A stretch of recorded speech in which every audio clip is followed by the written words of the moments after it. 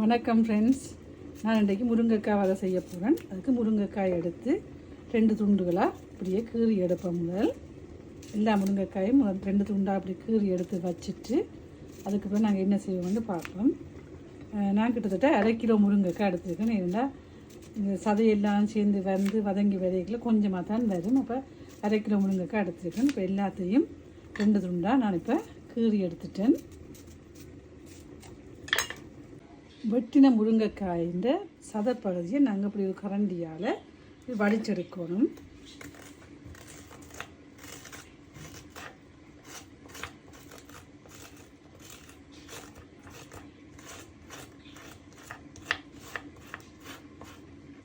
சதப்பகுதியை இந்த கரண்டியால் இப்படி மெல்ல மெல்லமாக வடிச்செடுத்து அந்த சதப்பகுதி மட்டும் வரும். தோல் அப்படியே அங்கே நாங்கள் சுக்கிறிய சரியாக இருக்கும்.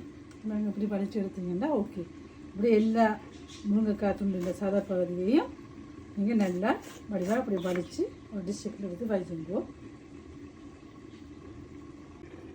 கடையிலேயே அவிச்ச இறாலாக இப்படி விற்கிது. இதை எடுத்து சின்ன சின்ன துண்டுகளாக வெட்டி எடுப்பேன்.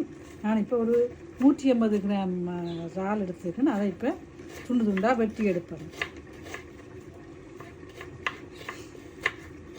குட்டி குட்டி துண்டாக வெட்டி எடுத்தால் நல்லா இருக்கும். சின்ன சின்ன துண்டுகளாக வெட்டுவாங்க. 1/2 கிலோ முருங்கைக்காய் பாருங்கள் இவ்வளோ ஒரு கொஞ்சமாக வந்துட்டு அதையும் தண்ணி வற்றி வர இன்னும் கொஞ்சமாக வந்துடும். நான் வெட்டி வச்சு இறால் வெட்டி வச்சுருக்கேன். வெங்காயம், பச்சை மிளகாய், உள்ளி, கருவேப்பிலை, ரவைக்கு வறுக்கிறதுக்கு தேங்காய் பூ, 2 மேசக்கரண்டியோட எண்ணெய் விட்டு ஒரு 2 காஞ்ச மிளகாய், 1/4 தேக்கரண்டி கடுகு, கருவேப்பிலை ரம்ப,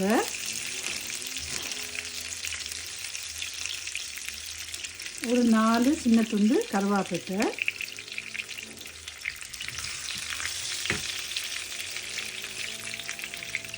அதோட ஒரு பெரிய வெங்காயம்,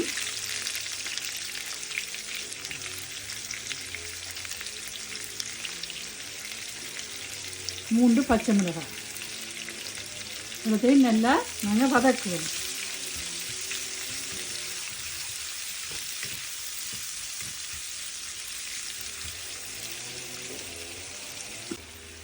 வெங்காயம் ஓரளவு வதங்கி வந்த உடனே நாங்கள் அதுக்குள்ள 3 உள்ளி வெட்டி போடுவோம். அதையும் சேர்த்து ஒரு பொன்னிறமாக இந்த வெங்காயம் வரும் வரைக்கும் நாங்கள் எல்லாத்தையும் வதக்கி எடுப்போம். எல்லாம் வதங்கி விதைக்குள்ளே நாங்கள் வெட்டி வச்சுருக்க இந்த இறாலையும் இதுக்குள்ள சேர்த்துக்கொள்வோம்.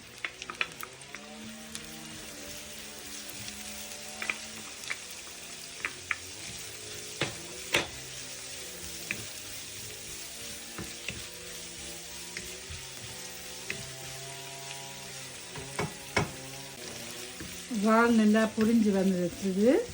நாங்கள் இதுக்குள்ள 1/4 தேக்கரண்டி மஞ்சள் தூள்,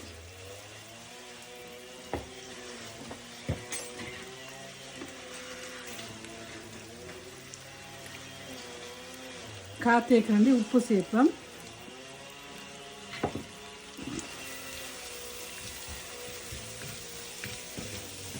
உப்பு சேர்த்துட்டு நாங்கள் துருவி வச்சிருக்கிற இந்த முருங்கைக்காய் சதையை இதுக்குள்ள போடுவோம்.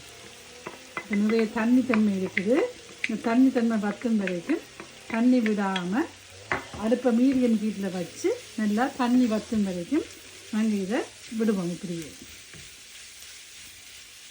எல்லாத்தையும் நல்லா பிரட்டி விட்டுட்டு நாங்கள் மூடி விடுவோம். அடுப்பை மீடியத்தில் வச்சு கொள்ளுங்கோ, அடி பிடிக்காமல் இருக்கிறதுக்கு. 10 நிமிஷத்துக்கு பிறகு நாங்கள் ஒருக்கா திறந்து பார்ப்போம். நல்லா முருங்கைக்காய் நல்லா அவிஞ்சிருக்குது. இன்னும் கொஞ்சம் அதில் தண்ணி தன்மை போகும் வரைக்கும் கொஞ்சம் நேரம் கிளறி விடுவோம். அப்படியே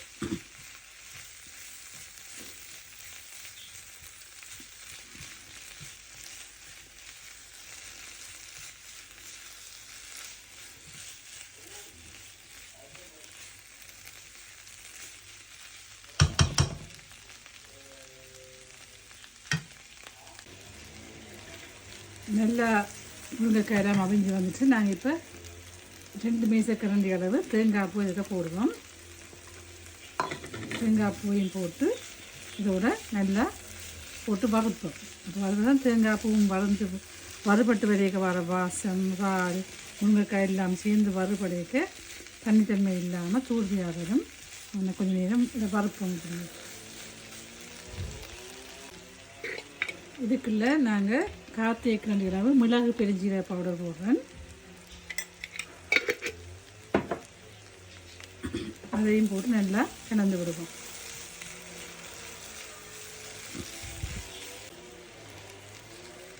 இப்போ உப்பு பார்ப்போம். நாங்கள் காத்தேக்கண்டி தான் போட்டுனாங்க, உப்பு காணாது. இன்னொரு காத்தேக்கண்டி போடுவோம்.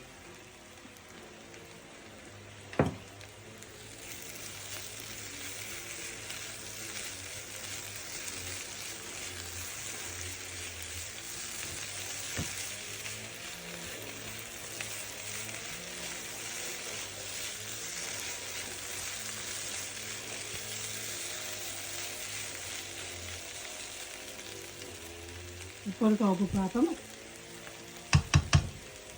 உப்பு நல்ல அளவாக இருக்குது. இன்னொரு 5 நிமிஷத்துக்கு பிறகு நாங்கள் இறக்குவோம்.